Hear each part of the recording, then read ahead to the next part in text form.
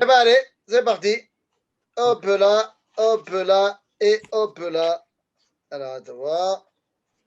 Et On est à là, exactement, je crois. on est arrivé au chapitre, Bête. au chapitre 2. Ben voilà. Et voilà. Les amis, nous avançons à pas de géant. Et quoi, vous rigolez? On est déjà au deuxième chapitre. Non. Il n'y en a plus que 24. Oui. Hey. Donc, Baruch Hashem, ça y est, on rentre maintenant dans les différentes midot. Donc, pour rappel, histoire qu'on ait tout ça bien dans la tête, on se souvient de. Alors, le livre de Messilat Yesharim du Ramchal est basé sur la Braïta de Rabbi Pinchas Ben Yair, qui nous avait dit qu'il y a 12 midot, 12 dimensions pour corriger complètement notre identité. Ces 12 dimensions sont. Alors, on se rappelle qu'elles ne sont pas celles que nous allons étudier, puisque pour le Ramchal, il y a uniquement celle qui s'appelle Zeirut, Zrizut, Nekiut, Prishut, Tahara, Chassidut, Anava, Yiratret, Vekedusha, qu'on va évoquer. Il n'a pas, dans ce livre, évoqué la Mida qui s'appelle Torah. Il n'a pas non plus évoqué la Mida qui s'appelle Triat Ametim, ve l'amida qui s'appelle Nevoa. C'est-à-dire que dans la Braïta de Rabbi Pinchas Ben Yair, ça commence par Torah, ensuite on a Zéro, et après Ruach HaKodesh, on a encore une mida qui s'appelle Nevoa, et ensuite Triat Ametim.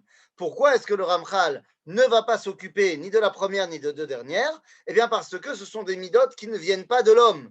C'est pas moi qui peux suite à ma connaissance, ma réflexion, mon intelligence, c'est pas moi qui peux arriver à la Torah. La Torah, on me la donne d'en haut.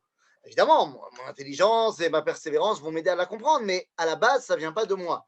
De la même façon, la névoie, je peux faire plein de choses pour me préparer, mais je ne peux pas à un moment donné de moi-même arriver à la névoie, et encore moins à Triat Ametim. Donc les choses qui dépendent d'Akadosh Baruch Hu directement, eh bien, Ramchal se dit, c'est pas à moi de t'expliquer comment tu y arrives, c'est Dieu qui gère. Alors, Fison, Donc, hein? on a Abraham, il avait la névoie avant la Torah. Ils avaient tous la névoie avant la Torah, presque, avant d'avoir reçu la Torah. Alors, tu poses une très bonne question. Abraham a reçu la névoie avant la Torah. Je ne sais pas comment répondre à cela. C'est-à-dire, non, je t'explique pourquoi. Oui, il a reçu la névoie avant la Torah, mais la névoie ne dépend pas de la Torah. C'est-à-dire que dans ta question, tu prends comme postulat de départ que pour avoir la névoie, il faut avoir reçu la Torah d'abord. C'est pas ce que vous avez dit avant? Non, j'ai dit qu'il y a 3 dimensions qui ne dépendent pas de l'élévation de l'homme. C'est Dieu qui décide de te les donner. Que ce soit la Torah, la névoie ou Triat Ametim. Maintenant, les 3 dimensions sont différentes. J'ai envie de dire que de toute façon, pour pouvoir recevoir la Torah, il faut d'abord la névoie.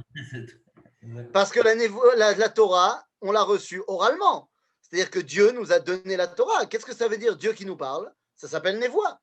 Ce qui veut dire que la névoie est première par rapport à la Torah. Alors pourquoi est-ce qu'il, dans la Braïta de Rabbi Pinchas Ben Yair, il l'a mis à la fin? Eh bien, tout simplement parce que Rabbi Pinchas Ben Yair, il vit dans une époque post-névouite. Une époque où la névoie s'est arrêtée, mais la Torah, on l'a déjà reçue. Donc il dit, ok, donc maintenant on va commencer avec la Torah, tu vas te rattacher à cette Torah qu'on a reçue d'Akadosh Baruch Hu, tu vas passer par toute la correction des midot que tu peux faire, et ensuite Akadosh Baruch Hu, parce qu'il l'a promis au prophète Yoël, dans le Tanakh, dans le livre de Yoël, il a promis qu'il allait redonner la névoie. Donc on reviendra à un moment de névoie, mais ça ne dépendra pas de toi, c'est lui qui décidera quand il aura envie, et Triat Ametim également. D'accord? Alors, j'ai vu qu'il y avait juste une question qui est apparue, j'ai pas. Génial, Abraham aussi avait aussi la Torah puisqu'il mangeait des matzot à Pessah. Alors, si déjà matzot, ça sera plus Lot que Abraham, qui a fait des bougottes matzot. Mais disons que l'homme échané, Abraham, Lot, nous disent Razal que Abraham Avinu, le roi qu'Abraham, tous les avot faisaient la Torah afalpi shelo nitna. C'est-à-dire quoi? Afalpi shelo nitna. C'est-à-dire qu'il est évident qu'Abraham ne peut pas faire Pessah en souvenir de la sortie d'Égypte.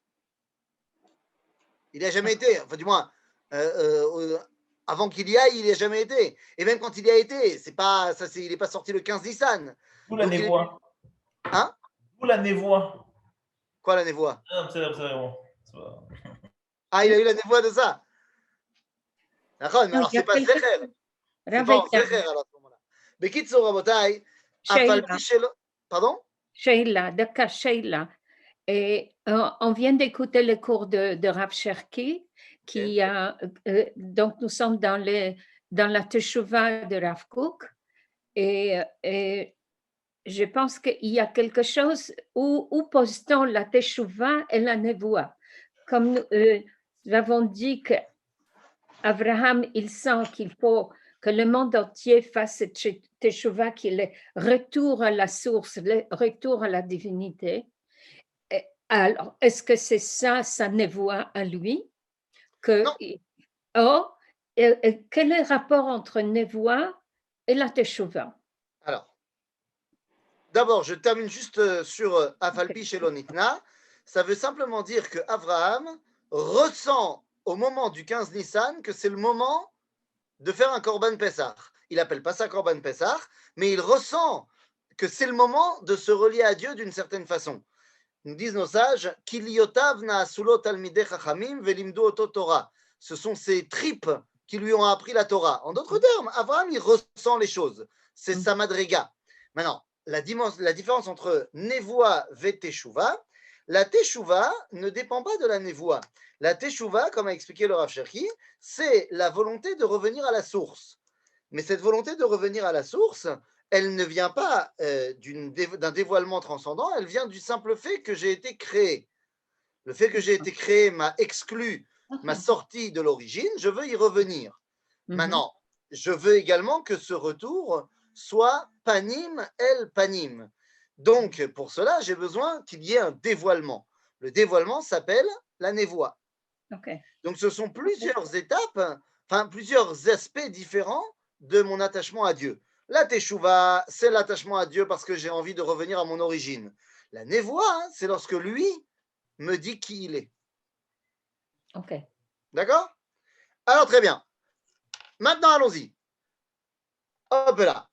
Donc, maintenant, on peut y aller et on rentre dans le texte. Inyan Azeirut. Hop là. Qu'est-ce qui se passe? Voilà. Inyan Azeirut. הוא שיהיה האדם נזהר במעשיו ובענייניו, כלומר, מתבונן ומפקח על מעשיו ודרכיו, האם טובים הם? אם לא, כדי שלא יעזוב את נפשו לסכנת האבדון, חס וחלילה, ולא ילך במהלך הרגליו כיור באפלה. Donc, nous dit le Ramchal, c'est quoi la midat hazehirut? Eh bien, on pourrait traduire ça en hébreu moderne par la notion de tsumet lev. En français, attendez, voilà, en français, faire attention. Il faut être conscient, prendre conscience de ce qu'on fait. Ok? C'est de cela qu'on parle. La zeirut, traduction, fais attention à ce que tu fais. Zeh zeirut. Et donc, nous dit le Ramchal, tu dois faire attention à tes ma'asim. Est-ce que ce que tu fais, c'est bien ou est-ce que tu fais, c'est pas bien? En d'autres termes, le point de départ, c'est d'avoir un sentiment critique par rapport à ta propre vie. Et c'est quelque chose qui est évident et nécessaire et que normalement, toute personne normalement constituée au niveau de son intelligence, eh bien, elle va arriver à cela. C'est obligatoire, c'est pas quelque chose qui est, on va dire, du domaine de, il y en a un ou deux qui le font. Non, tout le monde doit arriver à cela. Ah, tout le monde doit arriver à cela. Bah oui, nous dit le Ramchal, il continue. וזה בוודאי דבר שהשכל מחייב אותו, כי מאחר שיש לאדם דעה ושכל להציל את עצמו לברוח מאבדון נשמתו, איך ייתכן שירצה להעלים את עיניו מהצלתו? Il dit, puisque l'homme a été créé avec cette capacité d'avoir une réflexion et une prise de conscience des choses pour se sauver de situations compliquées, que ce soit physiquement, il va en parler dans 2 secondes, ou de manière nishmati, eh ben, ce serait absurde de ne pas utiliser ces capacités qui sont les nôtres. Ok? Et donc il dit, Va'oseken, alors parut mina behemot ou me'achayot asher betiv'am lishmor et atzmam, ולכן יברחו וינוסו מכל דבר שיראה להם מזיק. Les amis, les animaux, ils ne se mettent pas dans des situations dangereuses. Point. Les animaux obéissent à leur nature et ils savent ce qui est bien pour elles, ben c'est bien, ce qui n'est pas bien pour elles, elles ne le font pas. Nekuda. Alors effectivement, quand elles vont découvrir une nouvelle chose qui n'est pas dans la nature, alors elles vont la tester. Mais une fois qu'elles l'ont testé, qu'elles ont vu que c'était pas bon, eh ben c'est pas bon. C'est pas shoot. C'est pas shoot. C'est-à-dire que un animal, tu lui mets à manger quelque chose qui est pas bon pour lui, il le mange pas. C'est tout. Alors que toi, on te met un truc dans le kidouche qui est les coulées alma pas bon pour toi, eh ben tu vas peut-être aussi quand même le manger. Et donc, nous dit le Ramchal, celui qui ne fait pas attention et qui continue à faire ce qui lui fait du mal, il est pachot mina behemot. Il est encore plus bas que les animaux. C'est quelque chose qui est très dur, il commence très fort, mais c'est très vrai. On se met nous-mêmes en danger et c'est absurde. Ok? La majorité des problèmes qu'on a dans la vie, c'est nous qui nous sommes mis face à ces problèmes-là. Dis le Ramchal, tu n'avais qu'à faire attention et ne pas te mettre dans ces situations-là. Oui, mais alors on Ok? vit plus. Pardon? On ne vit pas, alors on prend plus la voiture, on fait plus rien. Tout est Pourquoi? dangereux un peu. J'ai pas compris, la voiture, c'est pas dangereux quand tu conduis bien et que tu fais attention. C'est plus dangereux de prendre la voiture que de marcher sur ton toit. Hein. Attention, toi tu dis il y a statistiquement plus d'accidents, mais je ne peux pas faire attention aux autres. C'est-à-dire, je ne peux pas vivre ma vie uniquement en ayant peur que les autres ne fassent pas bien. D'abord, toi, dans ta voiture, conduis selon le code de la route, conduis de manière intelligente. Et pour l'instant, c'est ce que le Ramchal il te demande de faire. Est-ce que les autres, tu peux déterminer si eux, ils sont des bons conducteurs ou pas? Le Ramchal, il va te dire à tout le monde. Si chacun écoute le Ramchal et conduit bien, ben la voiture devient quelque chose qui est beaucoup moins, qui n'est pas forcément dangereux. Après, tu peux poser la question, oui, mais pourquoi on s'est mis dans une situation, on a fait des voitures qui polluent et qui polluent notre atmosphère? Encore une fois, Nachon, le Ramchal, il ne te dit pas d'avoir une vision sur 500 ans. Il te parle de manière beaucoup plus concrète dans ta vie. Mais dans ta vie, tu sais très bien que, par exemple, si tu t'enfiles un pot de Nutella par jour, et le Nutella, c'est très bon, mais si tu t'enfiles un pot de Nutella par jour, c'est l'otov. Et tu vas le ressentir tout seul. C'est pas shoot. Moi, je sais très bien, je vais te donner un truc très personnel, je ne suis pas allergique du tout aux produits laitiers, machin. Je ne suis pas allergique, j'ai aucun problème. Mais, enfin, j'ai aucun problème. Je sais que si je mange trop de fromage d'un coup, genre je me fais 2 pizzas en entier, je sais que le lendemain matin va être compliqué. Je le sais. J'ai eu une expérience de la vie. Ça y est, je le sais. Maintenant, est-ce que ça veut dire que des fois, je ne me fais pas 2 pizzas en entier? Ça, c'est très personnel. Mais si déjà, on est entre nous, ça peut m'arriver parce qu'une bonne pizza, c'est bon. Maintenant, je sais très bien que quand je la mange, je sais ce qui va m'arriver le lendemain. C'est lo chacham. C'est vadaï lo chacham. C'est-à-dire que non, je ne suis pas du tout en train de te dire que le Ramchal nous dit de devenir des moines qui s'éloignent de tous les plaisirs de la vie. Non, si ça te fait kiffer, très bien. Mais il n'y a pas besoin de se faire kiffer en exagérant et en se mettant dans des situations compliquées. C'est la colle. Ok? Fais attention, nous dit le Ramchal. Alors, hop là, c'est parti. וההולך בעולמו בלי התבוננות האם טובה דרכו או רעה, הרי הוא כסומה ההולך על שפת הנהר שהסכנה בה הוא עומד עצומה ורעתו קרובה מהצלתו. Il dit celui qui fait justement le contraire de ce qu'on a dit, qui va comme ça et se fait ses petits plaisirs, fait pas attention à rien, eh bien, il est comme un aveugle qui marche sur le bord de la rivière. Il dit pour l'instant, il n'est pas tombé, mais c'est sûr, il va tomber. C'est-à-dire que la ra'a qui lui pend au nez, le mal qui lui pend au nez, est beaucoup plus proche que le sauvetage qui lui pend au nez. Donc, il ne faut pas te plaindre, en gros. En gros, nous dit le Ramchal, si tu fais n'importe quoi, viens pas te plaindre. Viens pas te plaindre qu'après, il y a des trucs pas bien qui arrivent chez toi. Zemayesh. Ne viens pas te plaindre si tu mets la main dans le feu, qu'elle brûle. Ça, fallait ne pas mettre la main dans le feu pour pas qu'elle soit brûlée. Ok? Ki achisaron. Ok? Ki chisaron hashemurot הנובע מעיוורון טבעי או מעיוורון רצוני. דהיינו, עצימת עיניים מתוך בחירה ובאופן רצוני. אחד הם. Donc c'est ce qu'on a dit tout à l'heure. Les gens, des fois, qu'est-ce qu'ils décident de faire? Ils décident de fermer les yeux. Ils savent profondément que telle ou telle chose est négative, mais ils décident de fermer les yeux. Prenons un exemple purement théorique, évidemment, hein, purement théorique, qui ne pourrait jamais arriver dans la vraie vie. J'ai étudié Ilchot Lashon Hara chez la Chafetz Chaim. Et le Chafetz Chaim m'a expliqué quels sont tous les tenants, les aboutissants de Lashon Hara et à quel point c'est mauvais.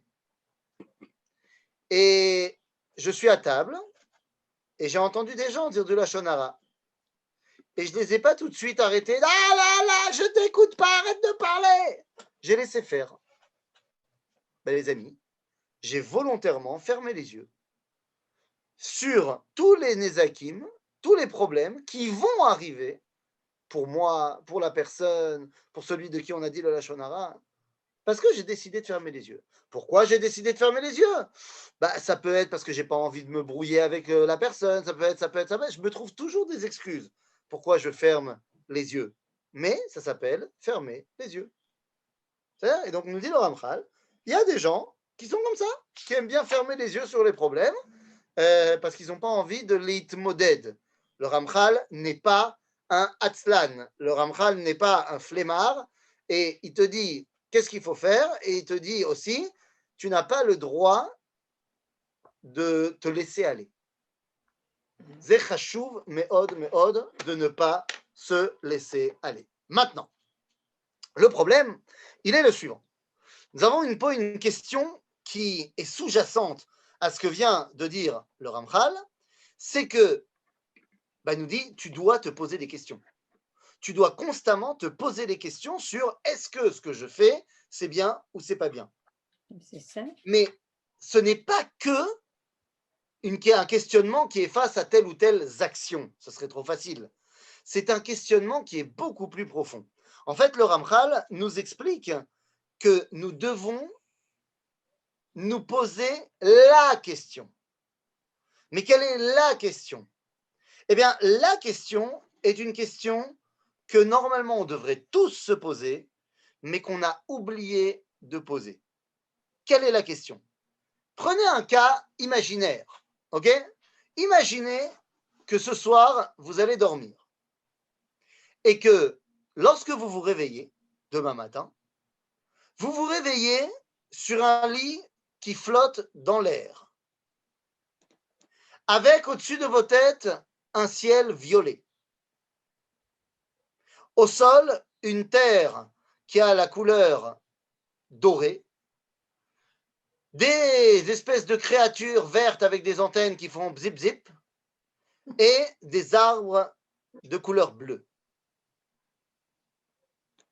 Votre lit se pose et vous posez le pied par terre. Quelle est la première chose que vous dites? J'ai trop fumé.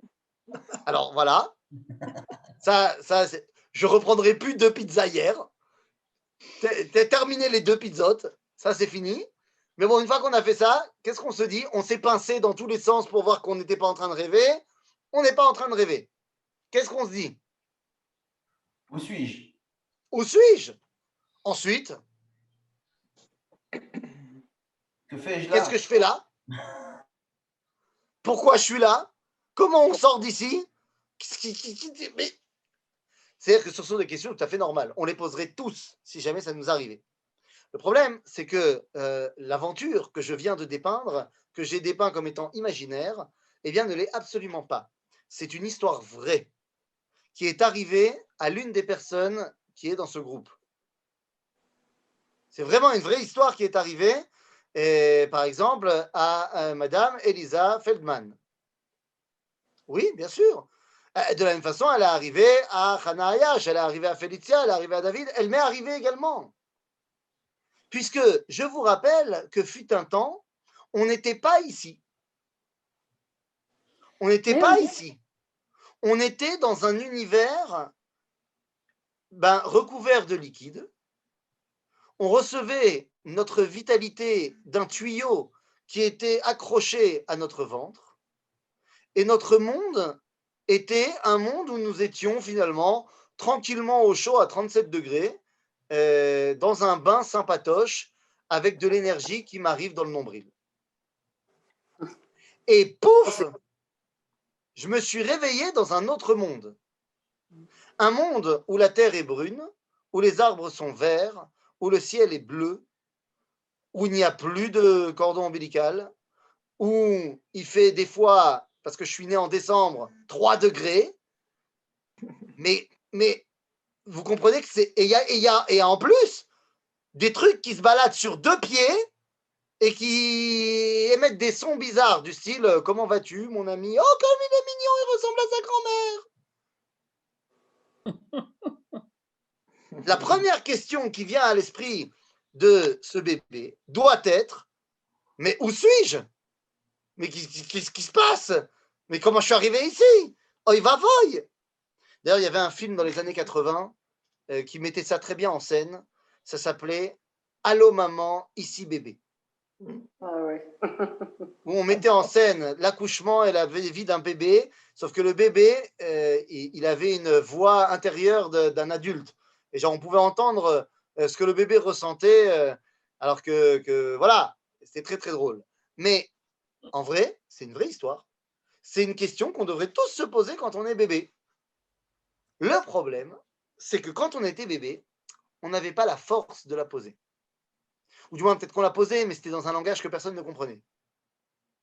Et quand on a commencé à avoir la force de se poser les bonnes questions et de les émettre et de les énoncer clairement, le problème, c'est qu'on s'était habitué à ce nouveau monde. Et donc, on n'a pas posé la question. Mais la question de savoir où suis-je, pourquoi je suis là, comment je suis arrivé ici, quel est mon but, sont les questions que le Ramchal nous demande de poser en permanence. Ok? Alors, continuons dans notre texte.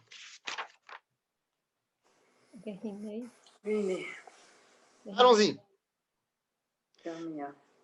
Pendant qu'on se remet dans le texte, voilà. וירמיהו היה מתאונן על רוע בני דורו, מפני היותם נגועים בנגע המידה הזאת, שהיו מעלימים את עיניהם ממעשיהם, בלי שישימו לב לראות מהו הדבר הנכון, האם לעשותם או לא. ואמר עליהם, donc c'est dans le livre de Yirmiyahu, chapitre 8, verset 6, אין איש ניחם על רעתו לאמור, מה עשיתי? כולו שב במרוצתם כסוס שוטף במלחמה. דהיינו שהיו רודפים והולכים במרוצת הרגלם ודרכיהם, מבלי שישאירו לעצמם זמן לבחון את המעשים והדרכים, ונמצא שהם נופלים ברעה מבלי לראות אותה. Alors les amis, nous sommes en train d'ouvrir une sugya énorme. Énorme. D'abord, vous le savez, Platon disait que la base de la philosophie, c'est le questionnement. Donc, c'est ce qu'on disait tout à l'heure, il faut se poser les bonnes questions. Mais le problème, c'est que pour pouvoir se poser les bonnes questions, il faut quelque chose. D'ailleurs, entre parenthèses, je termine avec mon histoire de questionnement. Mais vous savez qu'il y a une soirée dans le judaïsme qui est la soirée de la question. C'est-à-dire à Pessah. Non, il y a différentes sortes de questions. Il y a les questions pratiotes et les questions claliotes et les questions énervantes. Le rachat pose une question énervante. Parce que c'est une question il s'en fiche de la réponse, il veut juste s'énerver. Le chacham, c'est une question pratit. C'est une question de halakha. Le racha et le chacham, menafnefim otam, comme on dit en bon français. Les nafnef en français, ça veut dire on les envoie balader. Le racha, on lui dit, bah tu sais quoi, si tu avais été là-bas, tu n'aurais pas été avec nous. Et le chacham, on lui dit, bah tiens, voilà le Shulchan Aruch, amuse-toi. Mais il y en a un qui pose une bonne question. Il dit, mazot. Oh, ça c'est de la question. Ça c'est de la question. Le Tam, il dit, mazot, et donc on va lui raconter toute la Haggadah. C'est-à-dire que la vraie question, c'est une question globale. Maintenant, le problème, et ça c'est un problème énorme, et on va maintenant rentrer dans une sugia énorme, à savoir, pour pouvoir se poser les questions, eh bien, il va falloir avoir du temps. Il faut prendre le temps de se poser les questions. Or, les hommes font tout pour ne pas avoir le temps de se poser les questions. Parce qu'on ne veut pas se poser les questions. J'ai été témoin d'une scène fantastique. Il y a quelques années, quand j'étais à la Yeshiva, il y avait un cours du Rav Cherki ouvert au public, pas que aux gens de la Yeshiva, et est venu ce matin-là au cours un vieux monsieur, je pense qu'il avait dépassé les 80 ans Bekef, et bon, on est venu entendre le cours, machin, et à la fin du cours, il est venu saluer le Rav en lui disant voilà, je suis le grand-père d'un des élèves de la Yeshiva, machin. Bon, bonjour, bonjour, et il commence à discuter. Et le grand-père en question explique qu'il est chaloutz. Il a fait partie des gens qui ont asséché les marécages dans la vallée de Achoula. Et son père avant lui était déjà arrivé en Israël, et son grand-père avant lui, genre chaloutzim de la chaloutzim. Les gens, ils sont arrivés avec la première alia. Extraordinaire, en 1882. Bon, maintenant, son grand-père, il raconte le monsieur, il était religieux, mais lui, il ne l'est plus, machin, bon. Et le Rav Shari commence à lui poser plusieurs questions. Et à un moment donné, le monsieur, il dit, vous savez, vos questions, je n'ai pas envie de prendre le temps d'y répondre. Alors le Rav, il demande pourquoi. Il dit, parce que j'ai peur de là où ce temps que je vais prendre pour répondre, j'ai peur de là où ça va m'amener. Parce que il y a certaines actions que je n'ai pas envie de faire, et je sais très bien que si je me pose les bonnes questions et que j'y prends le temps, je vais être obligé de le faire. C'est très honnête de sa part, mais c'est tellement vrai. Ne pas prendre le temps de se poser les bonnes questions, c'est le meilleur moyen de ne justement pas faire. Et nous sommes dans une génération qui fait ça de manière fantastique. Mais en fait, avant d'arriver à notre génération, il faut comprendre que c'est quelque chose qui vient de très loin. Paro, Melech Mitzrayim. Paro, Melech Mitzrayim, arrive Moshe. Il faut comprendre que lorsqu'arrive Moshe, c'est un chamboulement. Chamboulement dans l'ordre des choses. Jusqu'à présent, personne ne se pose des questions de est-ce qu'on va être esclave ce matin ou pas. C'est un atoun, c'est une donnée évidente, c'est built-in. Lorsque Moshe arrive et qu'il commence à amener ses idéaux de liberté, les gens vont pouvoir commencer à se poser la question. Alors peut-être que je ne suis pas obligé d'être esclave. Que va faire Pharaon pour faire en sorte que personne ne sorte du moule? Eh bien, il y a marqué dans la Torah, va tirba d'avoda, ala anashim, va yasuba, va alishu bedivre shaker. Dans le livre de Shemot, Pharaon dit, bon, on va leur faire double ration de travail. Comme ça, ils n'auront pas le temps de penser au divrei shaker de Moshe. Dans notre génération, Rabotai, nous avons créé quelque chose d'incroyable. Jusqu'en 1840, la question ne se posait pas. Pourquoi la question ne se posait pas? Eh bien, parce que l'homme n'avait vraiment pas le temps de se poser les questions. Il n'avait pas le temps. Pourquoi? Parce qu'il travaillait tout le temps. Il travaillait tout le temps.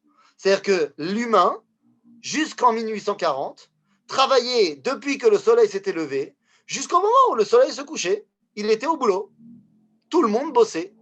Et donc, vous n'avez pas vraiment le temps de se poser les questions. Le soir, quand on avait 5 minutes pour étudier 2-3, on était fatigué. Arrive 1840 et la révolution industrielle. Tout d'un coup, les machines vont nous aider dans le travail. Je ne parle pas de ce qui se passe aujourd'hui, que maintenant la robotique va virer énormément de gens et qui n'auront plus du tout de travail. Mais en 1840, les hommes ont travaillé moins parce que le travail était fait plus vite. Et donc, tout d'un coup, on a commencé à avoir plein de temps. Qu'est-ce qu'on va faire pendant ce temps? C'est fantastique, Agave. C'est extraordinaire que, sauf, l'homme a réussi à créer des machines qui lui permettent d'avoir du temps. Mais pourquoi faire? Si ça avait été pour se poser les questions de la relation à Dieu, les grandes questions métaphysiques de l'univers, c'est le but. Mais nous, quand je dis nous, nos dirigeants, eh bien, ont décidé que c'était très dangereux de laisser l'homme avec tout ce temps-là. Et donc, ils ont inventé un concept fantastique que nous vivons au quotidien, qui s'appelle en hébreu Tarbut Apnai, la culture des loisirs. On va tout faire pour que tu n'aies pas le temps. C'est-à-dire que même le temps que tu as, on va te le remplir de ch'touillottes, mais comme ça, tu n'auras pas le temps de te poser et de réfléchir. Zéou, pas shoot. Ah, t'as un peu de temps? Tiens, regarde, il y a une nouvelle console de jeu qui est sortie. C'est super intéressant. Tu vas être dedans. Il y a une nouvelle émission de divertissement à la télévision. Ah, ça fait plaisir. Attends, après ma journée de travail, j'ai envie de me divertir un petit peu. Qui a envie de se poser des grandes questions après une grande journée de travail? Chas v'shalom, que l'homme se mette à penser. C'est exactement notre génération. On est dedans, à fond les manettes. Et les amis, je viens de dire quelque chose qui est contre le progrès, mais ne me comprenez pas mal. Je suis pour le progrès.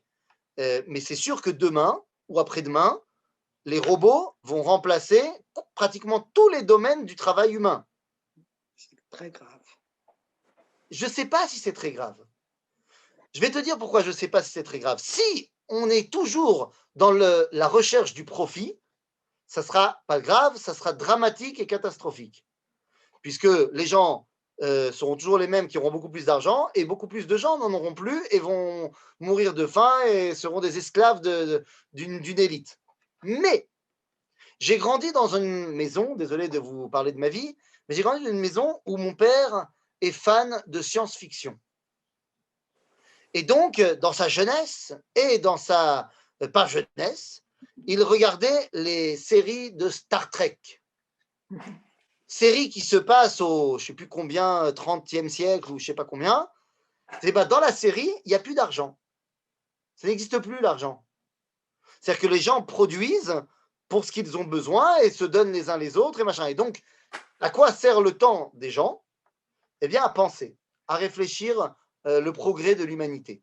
Les amis, je ne sais pas Star Trek ou pas Star Trek, mais comment est-ce que le Rambam, le rationnel parmi tous les rationalistes, nous dit comment, pour lui, c'est l'atid lavo? Eh bien, pour lui, c'est tzadikim yoshvim ve'atrotehem berashem ve'nehenim miziv hashchina. Voilà. Et qu'est-ce qu'il s'occupe à faire?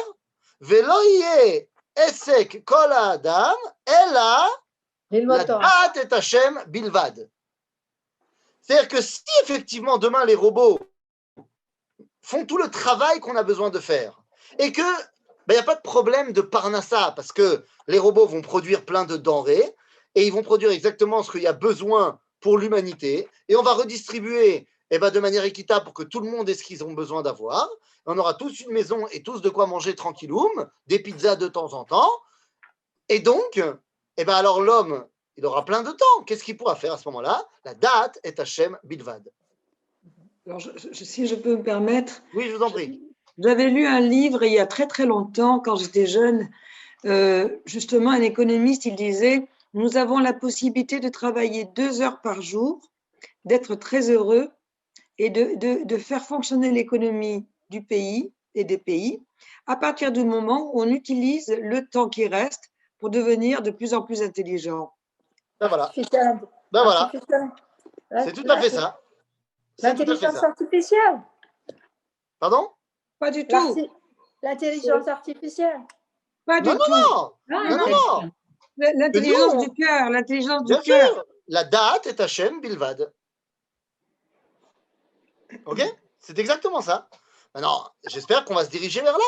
Donc, le progrès n'est pas du tout négatif. Il faudra juste savoir que ce progrès, il est là pour nous aider à nous rapprocher d'Akadosh Baruch Hu et pas pour nous aider à asservir ceux qui ont moins de chances de naître dans un endroit où le progrès va naître. Tout simplement. Ok?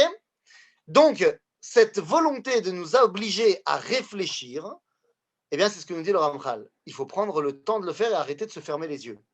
Revenons dans notre texte. וזאת, באמת אחד מתחבולות היצר הרע ועורמתו.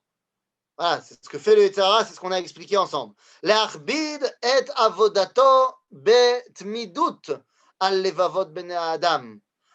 עד שלא יישאר להם זמן להתבונן ולהסתכל באיזו דרך הם הולכים. Voilà, c'est ce qu'on vient d'expliquer.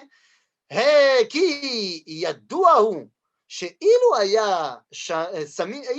אם היו שמים לבם כמעט קט על דרכיהם, ודאי שמיד היו מתחילים להתחרט על מעשיהם, והייתה החרטה הולכת ומתגברת בהם עד שיהיו עוזבים את החטא לגמרי. Il nous dit le Ramchal, voilà, si les gens ils prenaient le temps de réfléchir, il est évident qu'ils seraient tout à fait conscients de ce qui est bien et de ce qui est mal, et donc ils abandonneraient ce qui est mal. והרי זו מעין עצת פרעה הרשע, comme on a dit tout à l'heure, שנאמר, תכבד העבודה על האנשים ויעשו בה, ואל יישעו בדברי שקר, שהיה מתכוון שלא להשאיר להם זמן כלל, כדי שלא ייתנו לב או ישימו עצה נגדו, אלא היה משתדל למנוע את ליבם מכל התבוננות באמצעות התמדת העבודה הבלתי פוסקת. Donc tout ça, c'est ce qu'on a dit tout à l'heure, on l'a déjà expliqué. וכן היא ממש עצת היצר הרע נגד בני האדם, כי איש מלחמה הוא ומלומד בערמומיות, ואי אפשר להימלט ממנו אלא בחוכמה רבה ובהתבוננות גדולה. Si le Ramchal rajoute quelque chose qui est très très très important, il nous dit, le Yetzer Hara, son but, c'est pas que tu sois relié à Dieu. Son but, c'est que tu sois relié à ton kiff Baolam Hazé. Ok? Le Yetzer Hara, ce n'est pas le démon. Ce n'est pas la vision chrétienne du Yetzer Hara. Le Yetzer Hara, c'est la volonté de kiffer Baolam Hazé. Cette volonté n'est pas forcément négative. Tu peux tout à fait kiffer Baolam Hazé et c'est positif. Mais, puisque son objectif, c'est que tu kiffes Baolam Hazé, eh bien, si ce n'est que ça l'objectif, forcément, ça va t'amener aussi à faire des problèmes. Moi, mon kiff, c'est de dormir jusqu'à 11h du matin. Bon, bah, t'as raté Tfilat Shacharit. Ah oui, mais c'est mon kiff. Nahon, Avalma. Par contre, d'un autre côté, moi, c'est mon kiff de faire un bon gâteau aux pommes pour Shabbat. Ah bah là, c'est mitzvah. Bah ouais. Ok, donc le Yetzer Hara n'est pas forcément négatif. Mais si tu ne l'écoutes que lui, eh ben forcément, à un moment donné, ça va t'amener à une réalité complètement négative. Ok? Ou Masha Navi, Tzavach ve'omer, dans le prophète Haggai. Haggai, c'est la fin, la toute fin de la prophétie. On le voit. Voilà, c'est la fin de la prophétie. Il fait partie des 3 derniers prophètes, Zecharia, Haggai ou Malachi. Et donc, que nous dit Haggai pour terminer la névoie? Il dit Simu levafrem al darchechem. Ok? Veshlomo amar bechokmato al titen shena leinecha utmuna utnumazra leafapecha innatzel kitzevim miyad ketzipor miyad yakush. C'est-à-dire, n'attends pas qu'il soit trop tard et que tu ne puisses plus corriger tes erreurs. À toi de jouer, ouvre les yeux et le cerf, quand il ressent le début d'un problème, il s'en va de cette situation-là, eh bien, fais pareil. Ok? Chachamenu zichronam livracha amrou, dans le traité de Moed Katan, à la page 5, Kol Hashem, Kol Asam Orchotav Ba'olam Hazeh, זוכה ורואה בישועתו של הקדוש ברוך הוא. ודבר ברור הוא, שאפילו אם יפקח האדם על עצמו, פקח על עצמו, אין בכוחו להינצל אילולא הקדוש ברוך הוא עוזרו. כי היצר הרע תקיף מאוד, וכמאמר הכתוב, צופה רשע לצדיק ומבקש להמיתו. השם לא יעזבנו בידו ולא ירשיינו.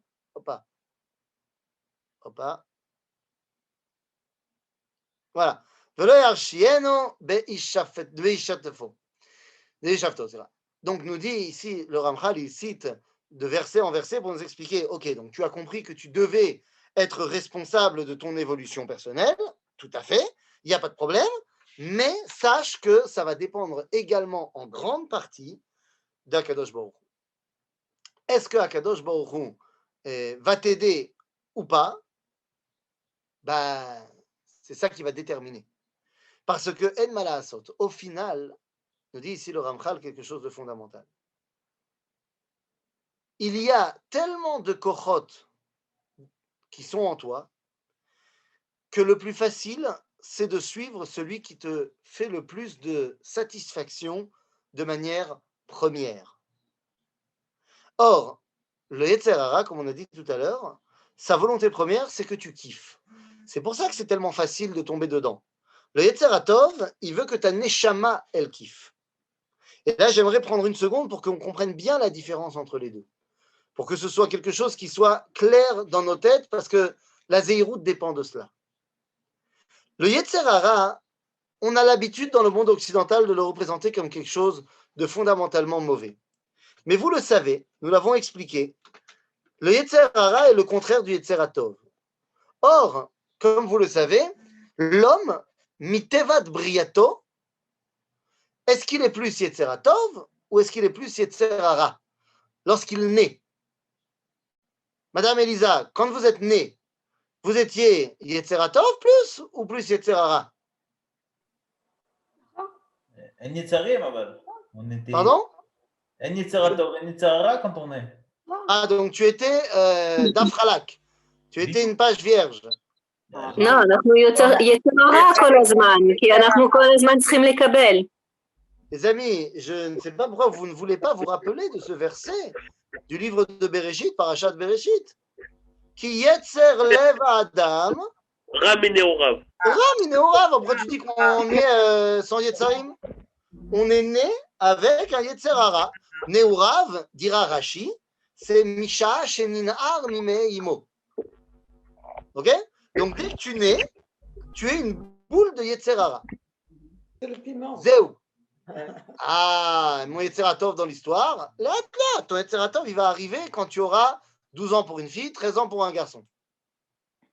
À ce moment-là, Nichnas Yetzer Hatov Ba'adam. C'est-à-dire que pendant toute ta jeunesse, tu n'es qu'une boule de Yetzer Hara. Tu n'es pas Racha, pas du tout, mais tu es animé uniquement par ton Yetzer Hara. Ah. Donc, le Yetzer Hatov arrive quand j'ai 12 ans, tu m'as dit 13 ans pour un garçon. Mais c'est quoi cet âge-là? A-t-il été décidé de manière purement aléatoire? La bar mitzvah, bat mitzvah? Pas du tout. 12-13 ans, c'est l'âge moyen de la puberté. C'est-à-dire le moment où physiologiquement, je peux donner la vie. En d'autres termes, le Yetzer Hatov, c'est la volonté de donner la vie. Le Yetzer Hara, c'est donc son inverse diamétral, à savoir la volonté de recevoir la vie. Qu'on a dit tout à l'heure comme étant le kiff, la volonté de kiffer. C'est très important d'avoir du Yetzer Hara. Quelqu'un qui n'aurait plus de Yetzer Hara, c'est très dangereux pour sa santé.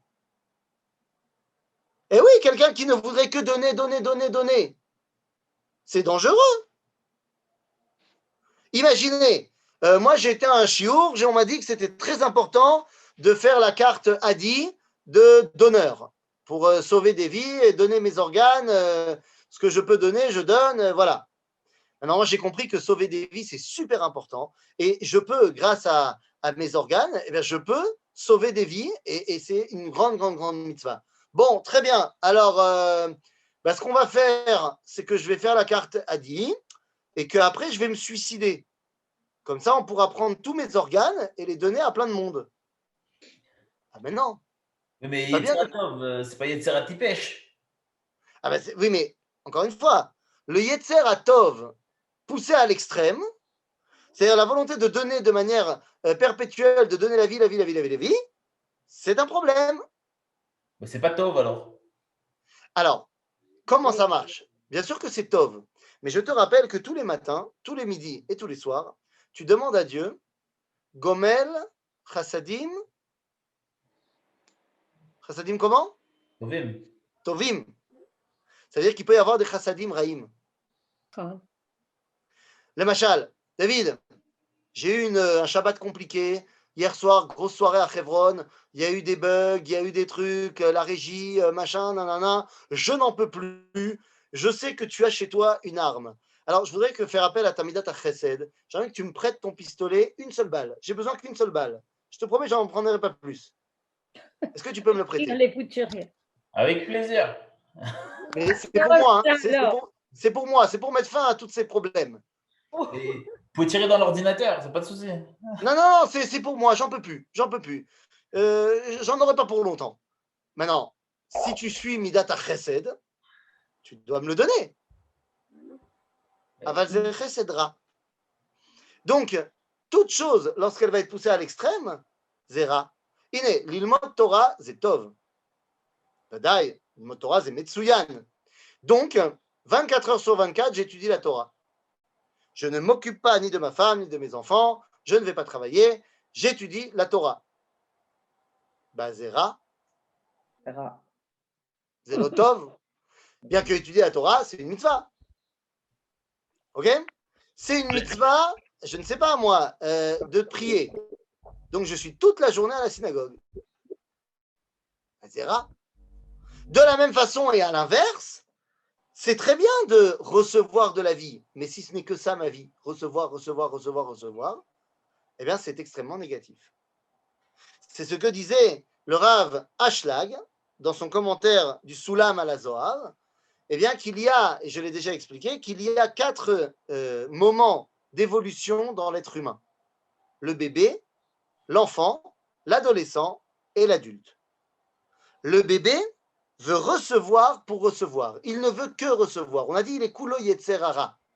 Il veut recevoir. Et c'est très bien qu'un bébé, c'est ça qu'on lui demande. Quand il a faim, il fait ouah. Quand il est fatigué, il fait ouah. Quand il veut quelque chose, ouah. On ne demande pas autre chose au bébé. Un adulte qui serait comme ça, c'est un rachat. Après, le bébé, il devient un enfant qui accepte de donner pour recevoir. Tu ranges ta chambre et après, tu auras une glace. Je ne veux pas ranger ma chambre, mais je suis prêt à le faire pour avoir la glace après. C'est de marcher comme ça quand tu es un enfant. Un adulte qui ferait ça serait considéré comme un hypocrite intéressé. Après, tu arrives à l'adolescence, où tu deviens un idéaliste la méadrine. Et tu ne veux que donner de ton idéal, donner de ta personne. Mais attends, mais moi je veux donner tellement d'amour. J'ai tellement d'amour à donner. Résultat des courses, je batifole avec toutes les femmes que je rencontre. Et oui, mais c'est bien, non?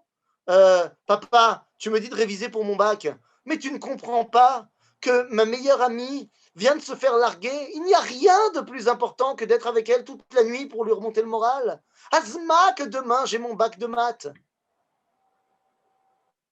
Tu ne comprends donc rien, papa. Tu es tellement loin de tous les idéaux.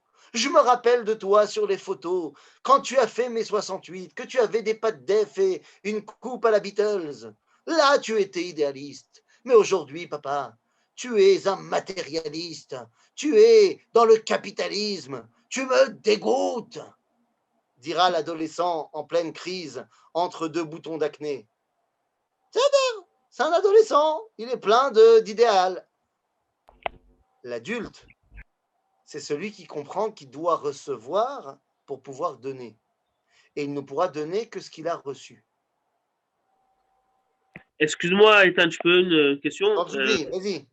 Dans une échelle de valeur, évidemment, l'idéal serait de tempérer le bien et le mal pour avoir un juste milieu. Mais entre cette bonté à outrance qui peut être perverse d'un côté et Midat d'homme, si on peut, elle est peut-être débile la question, mais qu'est-ce qui est préférable entre les deux? D'abord, Midat Sdom, c'est pas ça. Midat Sdom, c'est Sheli, Sheli, Shelcha, Shelcha. C'est-à-dire que l'indifférence est quelque chose de terrible. Maintenant, pour répondre à ta question, est-ce qu'il vaut mieux être purement intéressé ou purement donneur? La réponse, comme disait Manitou, tu sais, quand on posait la question à Manitou, est-ce qu'il vaut mieux manger des grillades sur la plage à Tel Aviv à Kippour ou faire Yom Kippour avec un kittel avec son sidour toute la journée à Paris? Manitou répondait, est-ce qu'il n'est pas possible d'être normal? Pas chute. Donc à ta question, il n'y a pas ni ça c'est bien, ni ça c'est bien. Non, il faut être normal, c'est-à-dire prendre ce qu'il y a à prendre et donner ce qu'il y a à donner. Et le Ramchal nous dit, pour que tu y arrives, il faut que tu te laisses le temps d'analyser les choses et qu'une fois que tu fais ça, tu comprennes qu'il y a également une dimension qui est celle d'Akadosh Baruch Hu qui ba be'ezrecha. Mais pourquoi est-ce qu'il y a volé ezrecha? Pourquoi est-ce que Akadosh Baruch Hu va t'aider? Bien parce que c'est toi qui t'es lancé là-dedans en étant en recherche permanente de qu'est-ce qu'il a envie que je fasse. Ok? Donc je reprends le texte, les amis. ומה שאמר שימו לבבכם סונדי,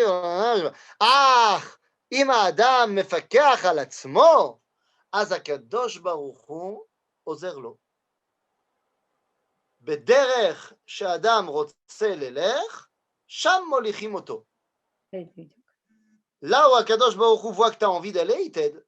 Si tu as envie de regarder un petit peu ce que tu fais, Akadosh Baruch Hu t'aide. אבל אם הוא אינו מפקח הוא על עצמו, ודאי שהקדוש ברוך הוא לא יפקח עליו. C'est terrible, cette phrase elle est terrible. Si toi tu fais pas attention à toi, pourquoi tu veux qu'Akadosh Baruch Hu il fasse attention à toi? C'est terrible. Ça contredit, j'avoue, l'enseignement de la chassidoute, qui vient et qui dit que Akadosh Baruch Hu, il te regarde et il gère ta vie, quoi qu'il arrive, et il est toujours auprès de toi. Et le Ramchal, il ne va pas dans ce chemin-là. Le Ramchal, il te dit, c'est à toi de faire en sorte que Akadosh Baruch Hu, il a envie de s'occuper de toi. Ok? Ki im hu eino chas, mi yachus alav. וזה כמו שאמרו רבותינו זיכרונם לברכה, כל מי שאין בו דעה, אסור לרחם עליו.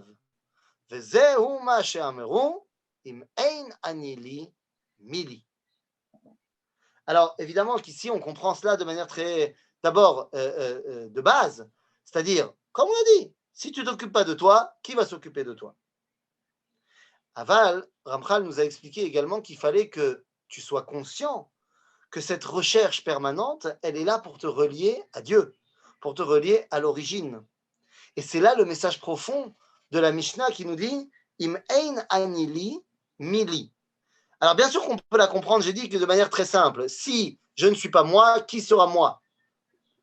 Mais on peut le comprendre de manière beaucoup plus profonde. « Im ein ani li », il y a marqué « ein » ou il y a marqué « ein » C'est marqué avec un Aïn ou c'est marqué avec un Aleph? C'est marqué avec un Aleph. Aleph. Aïn, c'est le néant. D'après le judaïsme, on a été créé Yesh mi Aïn. En d'autres termes, nous dit Hillel Hazaken. Im ein anil. Im a ani sheli, c'est-à-dire mon existence, ba mea aïn. Si mon origine, c'est la création tout entière, c'est-à-dire que quelqu'un m'a créé, alors à ce moment-là, mili, je suis quelqu'un. Je ne suis pas un objet qui fait partie des différents objets de la création, je suis quelqu'un. Et si je suis quelqu'un, alors je peux avoir un contact avec celui qui m'a créé. le Ramchal vient ici nous donner comme directive pour que tu comprennes qu'est-ce que c'est Midat HaZehirut. Eh bien, Midat HaZehirut doit t'engager à, on a dit, faire attention à ce que tu fais, mais pour que tu sois conscient que tu puisses le faire, sache que tu es quelqu'un. Sache que Akadosh Baruch Hu a fait de toi quelqu'un qui a la capacité de se poser ces questions-là. Tu n'es pas un animal qui ne se pose pas la question, qui ne vit que selon sa nature profonde. Tu es un homme qui a la capacité de faire, de ne pas faire, de choisir, de ne pas choisir, et de se poser la question. Tu es Mishéou. Et comme tu es Mishéou, tu es un sujet, tu n'es pas un objet, et donc tu es quelqu'un qui va pouvoir se rattacher au sujet par excellence. Akadosh Baruch Hu, d'après la tradition d'Israël, n'est pas le philosophe du Kuzari qui dit rien. Akadosh Baruch Hu, d'après la version juive, c'est quelqu'un qui dit quelque chose. C'est quelqu'un qui dit Ani. Vous connaissez le Midrash, et je terminerai par là, le Midrash qui dit que Akadosh Baruch Hu a commencé la Torah avec le Bet, Bereshit, et qu'à ce moment-là, le Aleph s'est plaint. Il a dit, Mastomeret, pourquoi tu commences par Bet et pas par moi, Mara? Alors qu'est-ce qu'il répond Dieu? D'abord, il répond une réponse à côté. Il dit, non, mais parce que la lettre Bet, c'est le début du mot bracha. Ok. C'est aussi le début du mot balagan. Bilboul. Ma bracha. Qu'est-ce qu'il veut dire par là le Midrash? Il dit non, tu n'as pas compris. D'abord, il faut que je donne la shefa. D'abord, ani mashpia shefa. Une fois que j'ai donné l'abondance, la bracha, alors altidag. Becha ani mitgale. Lorsque je déciderai de me dévoiler, je commencerai par toi et je dirai Anochi, Hashem Elohecha. En d'autres termes, le Aleph vient dévoiler que Dieu, il est Mi-Shehu. Quand je suis conscient de cela et que j'ai pris le temps, parce que j'ai été à la Yeshiva online, lorsque j'ai pris le temps de me poser cette question-là, eh bien, je me rends compte que Gamani Mi-Shehu, et que donc j'ai moi aussi la possibilité eh bien, de réfléchir pour les HPA au final, Shefa. Voilà, le Ramchal t'a expliqué. Pardon? Excusez-moi. Est-ce que vous pouvez juste, parce que là, vous avez dévoilé que Dieu est Mishéou, mais est-ce que vous pouvez le dire en français? Quelqu'un. Ah. J'ai dit un sujet et non pas un objet. D'accord? Il est quelqu'un et non pas quelque chose. Et donc, il me dévoile que moi aussi, je suis quelqu'un et non pas quelque chose. Et donc, je peux m'attacher à lui. C'était la définition du Ramchal sur qu'est-ce que c'est la Zehirut, le fait de faire attention. Dans le chapitre 3, il va nous expliquer comment est-ce qu'on atteint cette dimension de Zehirut, quels sont les chelkei à Zehirut, les différentes parties qui composent cette mida de la Zehirut. Mais ça, nous le verrons la semaine prochaine. À bientôt les amis. Toda rabba. Toda. Toda rabba.